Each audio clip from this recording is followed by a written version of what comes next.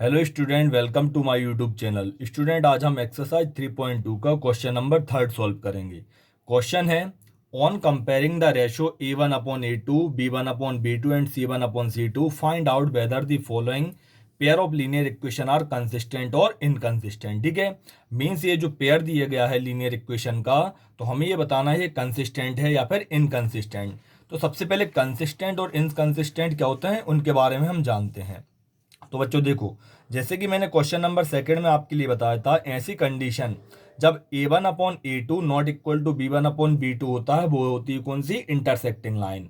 और जो intersecting line होती हैं उनका निकलता है यूनिक सॉल्यूशन। जैसे कि ये देखो, ये दोनों लाइन आपस में इंटरसेक्ट हो रही है एक पॉइंट पर, तो इसका मतलब इसका एक सॉल्यूशन निकलेगा। फिर जब तीनों रेशो आपस में इक्वल रहते हैं, वो होता है कौन सा? Coincident line. और कोइंसिडेंट लाइन के रहते हैं इन्फिनाइटली मैनी सॉल्यूशन, मतलब कई सॉल्यूशन। जैसे कि देखो, ये कि बड़ी वाली लाइन दिख रही है, उसी पर मैंने एक और ये छोटी लाइन ड्रॉ कर रखी है। तो ये जो छोटी लाइन है बड़ी वाली लाइन को कई बार जो है टच कर रही है, तो इस तरह से इसके मैनी सॉल्यूशन निकलते हैं।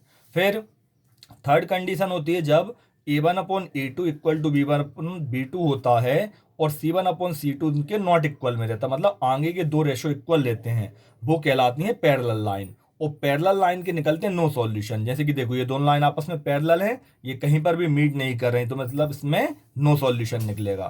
अब कंसिस्टेंट क्या होते हैं? तो ऐसी वाली इक्वेशन जिनके यूनिक सॉल्यूशन या फिर मैनी सॉल्यूशन निकलते हैं, वो कहलाती हैं कंसिस्टेंट। और कंसिस्टेंट में आती है इंटरसेक्टिंग लाइन और कोइंसिडेंट लाइन। फिर इनकंसिस्टेंट वो कहलाती हैं जिनका कोई सॉल्यूशन नहीं निकलता, और इसमें आती है पैरेलल लाइन। ठीक है, इतना है समझ में। चलो अब हम क्वेश्चन सॉल्व करते हैं। तो सबसे पहले देखो, हमने ये दोनों इक्वेशन के लिए लिख लिए, ये फर्स्ट इक्वेशन, ये सेकंड इक्वेशन। ठीक है, यहाँ पर ये सेकंड इक्वेशन।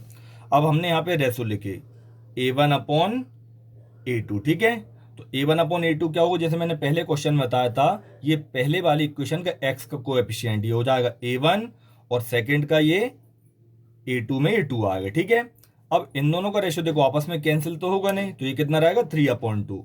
अब इसी तरह यहाँ पर हमने निकाला b1/b2। तो देखो, इसमें b1 क्या होगा? ये 2 अपॉन, फिर b2 क्या होगा? ये -3। ये भी कैंसिल नहीं हो रहा, तो ये कितना ही रहेगा? -2/3। फिर थर्ड वाला रेशो निकाला हमने c1/c2। तो यहाँ पर c1 कितना रहेगा? 5, मीन्स जो कांस्टेंट टर्म रहता है। और c2 कितना है? ये 7। ये भी आपस में कैंसिल नहीं हो रहा है। ठीक है, तो यहाँ पर हमने क्या देखा कि ये देखो, तीनों, ये वाला रेशो, ये वाला और ये रेशो, तीनों आपस में इक्वल नहीं है। तो ये कौन सी कंडीशन बन रही? a1/a2 not equal to b1/b2। ठीक है, जब आगे की दोनों रेशो नॉट इक्वल हो तो आगे वाला लिखना ज़्यादा ज़रूर नहीं है। तो ये देखो, पहली वाली कंडीशन हमारी कौन सी बनी? इंटरसेक्टिंग लाइन की। ठीक है, और इंटरसेक्टिंग लाइन का मैंने क्या बताया था? इसका एक सॉल्यूशन निकलता है, तो जिसका सॉल्यूशन निकलता है वो कहलाता है कौन सा? कंसिस्टेंट। तो यहां पर हम लिखेंगे therefore the given pair of linear equation is consistent. तो इस तरह से जो पहली वाली इक्वेशन है वो हमारी कौन सी है? कंसिस्टेंट है। ठीक है, अब देखो बच्चों, इसी का सेकेंड पार्ट। तो सबसे पहले हम यहां पर लिखेंगे a1/a2। देखो, इसमें a1 क्या हो जाएगा? 2, और a2 क्या होगा? 4। ठीक है, ये आपस में कैंसिल होंगे तो कितना बचेगा? 2 1 जा 2 और 2 2 जा 4। फिर हमने यहाँ पे निकाला v1/b2। तो यहाँ पर b1 कितना रहेगा? -3, और b2 क्या रहेगा? -6। माइनस से माइनस कैंसिल, 3 1 जा 3 और 3 2 जा 6। इसी तरह हमने थर्ड निकाला c1/c2। तो देखो, c1 कितना है? 8, और c2 क्या है? ये 9। ये आपस में कैंसिल आउट तो हो नहीं रही। ठीक है, तो यहां पर देखो क्या कंडीशन बन रही, ये आगे के शुरू के दो जो रेशो हैं वो आपस में इक्वल आ रहे हैं। तो यहां पर ये कंडीशन बन रही है a1/a2 इक्वल में b1/b2। ठीक है, और थर्ड वाला नॉट इक्वल में c1/c2। ये देखो, 1/2 और 1/2 इक्वल है, और 8/9 नॉट इक्वल है। तो जब आगे के दो रेशो इक्वल होते हैं वो कौन सी कंडीशन होती है? Parallel line. और पैरेलल लाइन का मैंने क्या बताया था? इसका कोई भी सॉल्यूशन नहीं निकलता। तो हम यहां पे लिखेंगे therefore the given pair of linear equation is inconsistent. तो ये वाला जो पेयर है वो कैसा है? इनकंसिस्टेंट है। ठीक है, तो बच्चों अब देखो इसका थर्ड पार्ट। तो यहां पर सबसे पहले a1/a2, तो देखो a1 इसमें कितना है? 3/2, ठीक है। फिर अपॉन में, अब a2 क्या है? 9, तो हमने यहाँ पे ये 9 लिख लिया। अब सबसे पहले हमने यहाँ पे 9 के नीचे 1 ऐड कर लिए, ठीक है। तो इसका मतलब क्या है? 3/2 को डिवाइड किससे करना है? 9/1 से। तो जब भी फ्रैक्शन वाले डिवाइड करते हैं तो यहाँ पर मल्टीप्लाई का साइन लग जाता है, और जो सेकंड वाली डिजिट है उसका रेसिप्रोकल हो जाता है। जैसे 9/1 है तो यहाँ पर हो जाएगा 1/9। फिर ये कैंसिल हो जाएंगे, 3 1 जा 3, 3 3 जा 9। तो ये कितना निकलेगा? 1 1 जा 1 और 3 2 जा 6। तो ये आया 1/6। इसी तरह b1/b2, तो देखो इसमें b1 क्या रहेगा हमारा? तो b1 रहेगा 5/3, तो हमने यहाँ पे ये लिखा 5/3। फिर b2 क्या रहेगा? तो b2 ये रहेगा -10, तो हमने यहाँ पे ये लिखा अपॉन में -10। अब इसके नीचे भी हमने 1 लगा दिया, ठीक है।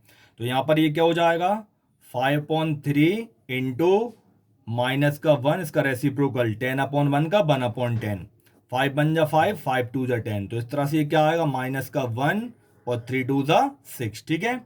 अब देखो थर्ड वाला रेशो, तो हमने यहाँ पे लिखा C1/C2। तो इसमें C1 है कितना? 7, और C2 रहेगा 14। 7 1 जा 7, 7 2 जा 14, तो ये 1/2 आए, ठीक है। अब जब हमने रेशो का कंपैरिजन किया तो हमने क्या देखा? यहाँ पर देखो ये 1/6 और ये क्या? -1/6, मतलब ये आपस में नॉट इक्वल हैं। तो हमने यहाँ पे लिखा a1/a2 not equal to b1/b2। जब आगे के दो रेशो नॉट इक्वल हैं तो ये क्या बनेगी आपकी? इंटरसेक्टिंग लाइंस, ठीक है। और इंटरसेक्टिंग लाइन जो रहती है उसका एक यूनिक सॉल्यूशन निकलता है। तो हम यहां पे लिखेंगे therefore the given pair of linear equation is consistent. तो ये जो है कंसिस्टेंट रहेगा, ठीक है। अब बच्चों देखो थर्ड पार्ट। तो थर्ड पार्ट में यहां पर a1 कितना रहेगा? ये 5। फिर a2 क्या रहेगा? ये -10। इसे हम कैंसिल आउट करेंगे, 5 1 जा 5 और 5 2 जा 10। ये साइन कहां पर? ऊपर लिखते हैं, ठीक है। इसी तरह b1/b2 में, तो b1 है -3 और b2 क्या है यहाँ पर? 6। 3 1 जा 3, 3 2 जा 6। तो यहाँ पर साइन ऐसे कैसे रहेगा? तो ये कितना निकला? -1/2। फिर C1/C2 में, तो C1 है 11 और C2 क्या है? -22। 11 1 जा 11 और 11 2 जा 22। ये साइन यहाँ पर लिखेंगे, ठीक है। तो देखो तीनों रेशो -1/2, -1/2, -1/2, मतलब तीनों रेशो आपस में क्या है? इक्वल हैं। तो हम यहाँ पर लिखेंगे a1/a2 इक्वल में क्या? b1/b2 और इक्वल में C1/C2, ठीक है। जब तीनों रेशो इक्वल में होते हैं तो कौन सी कंडीशन कहलाती है? कोइंसिडेंट लाइंस, ठीक है। और जो कोइंसिडेंट लाइन रहती हैं उनके मैनी सॉल्यूशन निकलते हैं। तो इसलिए यहां पर therefore the given pair of linear equation is consistent. तो यहां पर ये जो इक्वेशन दी है वो कैसी रहेगी? कंसिस्टेंट दी रहेगी, ठीक है। अब बच्चों देखो इसका फिफ्थ पार्ट। तो फिफ्थ पार्ट में a1/a2, तो a1 रहेगा इसका कितना? 4/3, और अपॉन में a2 क्या रहेगा? 2, ठीक है। अब इसके नीचे पहले हमने क्या? 1 लगाया, तो ये क्या हो जाएगा? 4/3 इंटू 2/1 का रेसिप्रोकल कितना? 1/2। 2 1 जा 2, 2 2 जा 4, तो ये कितना निकला यहाँ पर? 2/3, ठीक है। 2 1 जा 2 और 3 का यहाँ पर ये 1 रहेगा, 3 1 जा 3 हो जाएगा। अब देखो यहां पर निकालेंगे हम क्या? b1 और b2। तो b1/b2। अब देखो b1 कितना है यहाँ पर? ये 2, और b2 कितना है? 3, ठीक है। आपस में कैंसिल आउट तो हो नहीं रहे, तो ये रहेगा 2/3। अब इसी तरह हमने यहाँ पे निकाला c1/c2।